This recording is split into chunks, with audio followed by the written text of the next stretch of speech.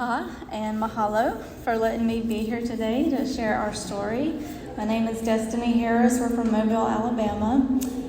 And I wrote a book about the tragedy that happened to our family in 2018. It's on September 17th, 2018, 6 years ago. Our daughter left our home in the middle of the night and got on a plane headed to India to meet a man she had been talking to online for 2 years without our knowledge.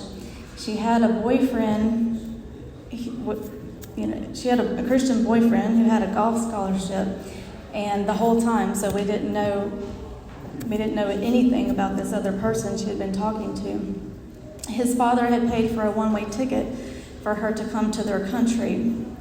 And so my husband and I and our youngest son, through a series of divine interventions and help, we were able to go over to India and get her and bring her home. But as soon as we landed in our hometown, someone took her from us again. And it's been 6 years and we haven't heard a single word from her. We know that she's safe and she's in the U.S., and that was our whole objective, was just to make sure we got her back and that she was safe. But we have no relationship with her. So she's angry at us for bringing her back. And she did not perceive the danger that she was in. But we know we believe that we thwarted an attempt at human trafficking. And so I wrote the book and we started launching the marketing of it from here. We came here for my husband's 50th birthday and we started marketing it on the anniversary of the day she left, Tuesday the 17th. And so she has found out about it. And so that is another obstacle that we don't know how this is going to go, because we really were hoping that she would come back and then we would write the book together, that we would be reunited. But that hasn't happened. So God has his ways of doing things, and it seems that this is the way that it's going, is that she's just going to find out about it how everybody else does and when everybody else does. And we hope that this book will bring about that ending. And Amazing Facts was in the story. They had called me the day that we were getting our passports. We didn't even have passports or anything. We'd never been out of the country. And they called and were asking to pray with us because we'd donated to them. They didn't know anything that was going on, but they just called and asked if they could pray with us. And so they're in the story. And recently I let them know about the book, and so they are reading the manuscript right now and reviewing it, and they may possibly be promoting it if they decide that they can approve that.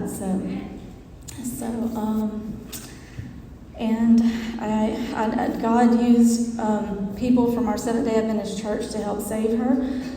They were able to contact the church in India. Our conference in Washington, D.C. was able to contact the Indian conference, and they found a family there that she could go to be safe with until we could get there to her. So God used our church in an amazing way to be able to allow enough time for us to get to her. And then there was just a miraculous intervention of God at the last minute when I didn't think we were going to be able to bring her home, that he did. The church prayed, and miraculously, with the help of the Indian government, at twilight that night, before we were leaving the next day, we had a plane ticket. We'd already extended our stay already once, so we were prepared to leave without her. She was fighting against us. There was a lot of spiritual warfare involved, and her mind was under mind control, and still is, I believe. And so we just were preparing ourselves to leave without her. And at the last minute, as usual, God always does it at the last minute to really help us hold on to our faith. So the Indian government helped us to put her on a plane home with us.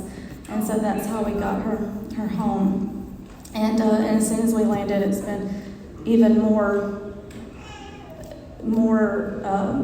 hurt and pain than even her going to India. We were able to bring her back within a week, and God intervened that way, but that was only physically. We only physically brought her back.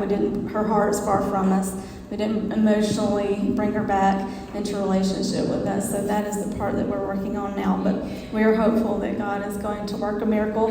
And our story really parallels the gospel story, because God left his home in heaven and did everything. You know, we have a business. We left our business and we went over there and risked our life to get her. And God has done the same thing when he left his home in heaven and his throne and came to save us. And we turn our back on him, and we don't want to be saved. That's what my daughter said. I didn't want them to save me. I didn't want to be saved.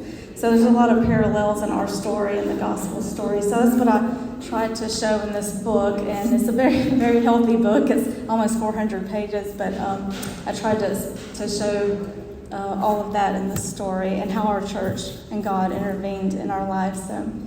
So it comes out on October 1st, and on the 29th and 30th, you can get it at wholesale. So if you go to Amazon on 2 days before, you can get it at wholesale. So thank you for letting me share. And